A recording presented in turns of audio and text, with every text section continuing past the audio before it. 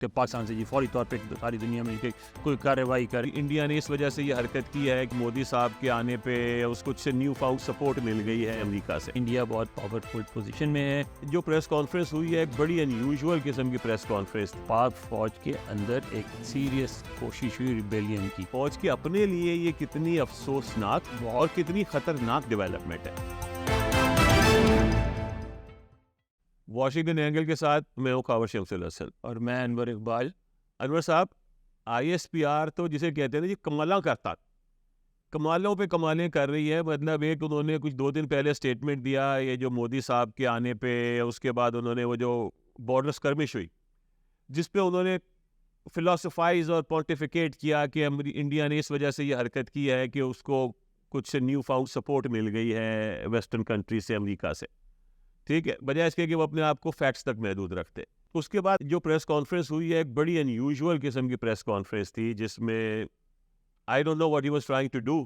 جو D G I S P R صاحب ہیں, انور صاحب آپ سے بہتر روشنی ڈال سکتے ہیں کہ ان کا کانٹینٹ تو جو تھا وہ تھا, اس پہ بھی بات کریں گے, مگر جو ٹون اور ٹینر تھا اور جو وہ میسج کنوے کرنا چاہ رہے ہیں جو شاید کہا نہیں گیا وہ کیا ہے. بہت سیڈ ہے. اس لیے جی آپ یہ دیکھیں کہ جو کچھ انہوں نے کہا, جو ٹون اور ٹینر تھا وہ الگ کر دیں. کس چیز کے بارے میں تھی پریس کانفرنس؟ پریس کانفرنس اس چیز کے بارے میں تھی کہ پاکستان آرمی کے ایک لیفٹیننٹ جنرل سمیت 3 آفیسرس کو معطل کر دیا گیا. معطل نہیں, زیک کر دیا, ڈسمس کر زیک کر دیا گیا. اس کے بعد 3 میجر جنرل جو ہیں وہ اور 7 بریگیڈیئرز کے خلاف کارروائی ہو رہی ہے. ٹھیک ہے, اب آپ یہ بتائیں کہ اب ان کو جمع کر لیں, ان کے اندر جو آفیسرز ہیں, ان کے اندر جو ٹروپس ہیں, اس کو سب کو جمع کر لیں تو اچھی خاصی تعداد بن جاتی ہے. جی. تو یعنی آپ یہ کہیں کہ پاک فوج کے اندر ایک سیریس کوشش ہوئی ریبیلین کی. بالکل. تو اگر آپ چاہے وہ پی ڈی ایم کے حامی ہوں, چاہے عمران خان کے حامی ہوں, چاہے فوج کو سے محبت کرنے والے ہوں, ہر صورت میں اور ہر پاکستانی کے لیے ایک بہت سیڈ ڈیولپمنٹ ہے. اور میں ایک بات کہوں گا جس پہ شاید ہمارے پاکستانی بھائی ناراض ہو جائے, یہ اس لحاظ سے اور زیادہ تشویشناک ہے کہ پاکستان نیوکلیئر ہتھیار رکھنے والا ایک ملک ہے, اور میرا خیال ہے اس وقت نیوکلیئر ہتھیار سے مسلح دنیا کی واحد فوج ہے جس کے اندر اس طرح کی ریبیلین کی کوشش ہوئی ہے, کیونکہ کسی اور نیوکلیئر آرم فوج میں اس طرح کی کوشش نہیں ہوتی. جب تک سوویت یونین ایک پاور تھا کوشش نہیں کامیاب ہوئی. اب جب ہو رہی ہے وہ اس لیے ہو رہی ہے کہ بالکل ٹوٹ پھوٹ کے سوویت یونین ختم ہو چکا ہے نا, برا حال ہو گیا ہے. تو اب مسئلہ یہ ہے کہ کیا ہوگا, اس کا فوری نتیجہ یہ ہوگا, 2 ہوگا. ایک تو دنیا میں جو ورلڈ کیپٹلز ہیں, واشنگٹن ہے, لنڈن ہے, آپ کو ان جیسی جگہوں پہ پیرس ہے, یہاں کھلم کھلا بات کی جائے گی کہ کیا سوال اٹھائے جائیں گے کہ کیا پاکستان کے نیوکلیئر ہتھیار محفوظ ہیں, کیا پاکستان کے پاس نیوکلیئر ہتھیار چھوڑے جانے چاہیے. اچھا, آپ اس کا جواب دیں گے, پاکستانی ڈائسپورا بھی جواب دے گی. ظاہر ہے ہم اپنی فوج کو اور اپنے ہتھیاروں کو ڈیفینڈ کریں گے, ہم کبھی نہیں چاہیں گے کہ پاکستان سے کوئی ہتھیار چھین لے. لیکن آپ ذہن میں رکھیں, ایک تو مغرب میں آلریڈی اس بات کو پسند نہیں کیا جاتا کہ آپ کے پاس نیوکلیئر ہتھیار ہیں. دوسری بات یہ کہ اس وقت انڈیا بہت پاورفل پوزیشن میں ہے, اور انڈیا اس کو طرح طرح سے اسپن دے گا اس سارے واقعے کو, اور یہ ثابت کرنے کی کوشش کرے گا کہ بس this is the end of the beginning. اب آپ جو ہے نا پاکستان پہ ٹرسٹ نہیں کر سکتے, ہتھیار نہیں چھوڑ سکتے. پاکستان سے فوری طور پہ ساری دنیا مل کے کوئی کارروائی کرے, کوئی اقوام متحدہ میں موو کی جائے, کوئی قرارداد حسن کی جائے, اب منظور کروائی جائے.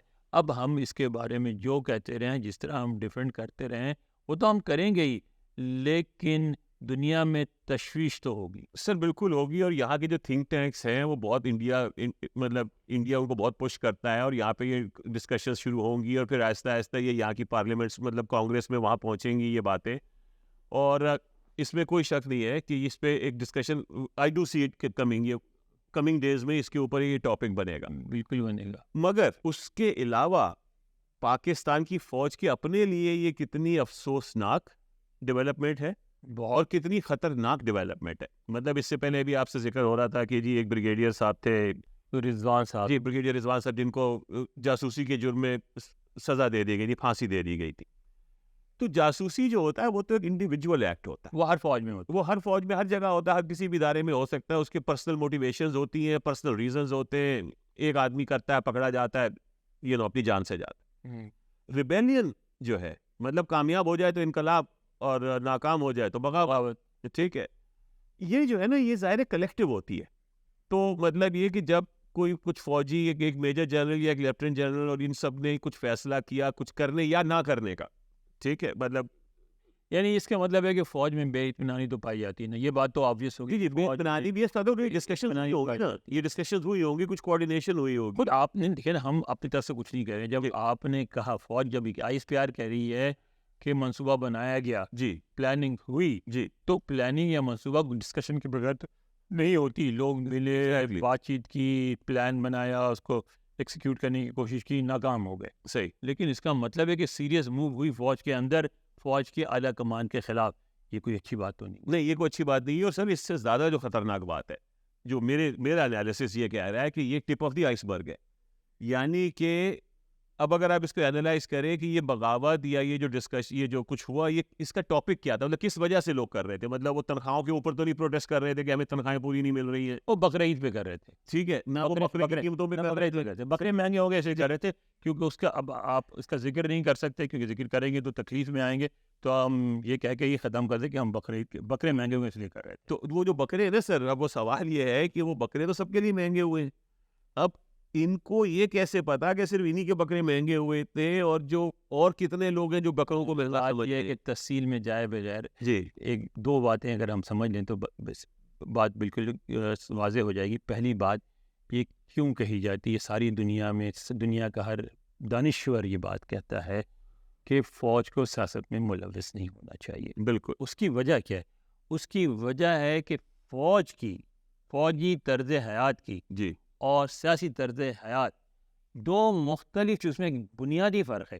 سیاست میں اختلاف ضروری ہے, بالکل. سیاست مقصدی یہی ہے کہ بھائی کسی طریقے سے, یہ ہم جہاں رہتے ہیں جمہوری ملک ہے نا, جی, ڈیموکریٹک پارٹی کے اندر گروہ موجود ہیں. بالکل. ایک لبرل ہیں, ایک رائٹ ونگر ہیں, ایک مڈل آف دا روڈر ہیں. صحیح ہے. ٹھیک ہے, کچھ افریقن امریکن سے گروپ ہیں, کچھ لیٹن امریکن کا گروپ بہت اسٹرانگ ہے, مسلمانوں کا بھی چھوٹا موٹا گروپ موجود ہے. ٹھیک ہے نا.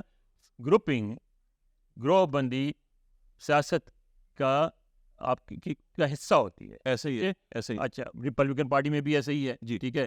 ایک جو ایکسٹریم وائٹ سپریمیسسٹ ہیں وہ بھی اس میں شامل ہیں, جو لبرل رائٹسٹ ہے کہ نہیں سب انسان برابر ہوتے ہیں وہ بھی اس میں شامل ہیں. ٹھیک ہے نا.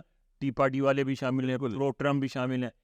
اب جب فوج میں یہ چیز نہیں چل سکتی, اگر فوج جو لبرلز اور پرو رائٹسٹ اور پرو لیفٹسٹ اور پرو شیعہ اور پرو سنی بن جائے تو فوج تو نہیں چلے گی, ختم ہو جائے گی.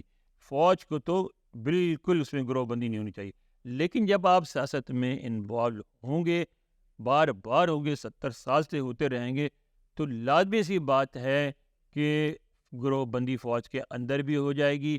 آپ کی انوالومنٹ سے فوج کے جن افسروں کو فائدہ ہوگا وہ خوش ہوں گے, جن کو فائدہ نہیں ہوگا وہ ناخوش ہوں گے.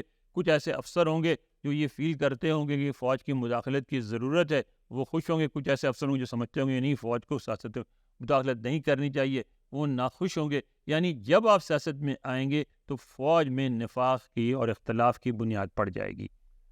ٹھیک ہے. تو یعنی کہ اس case of coming home to roost والا حساب ہو گیا, مطلب غلط کام ہوا تو اس کے نتائج ایسے نکلتے ہیں.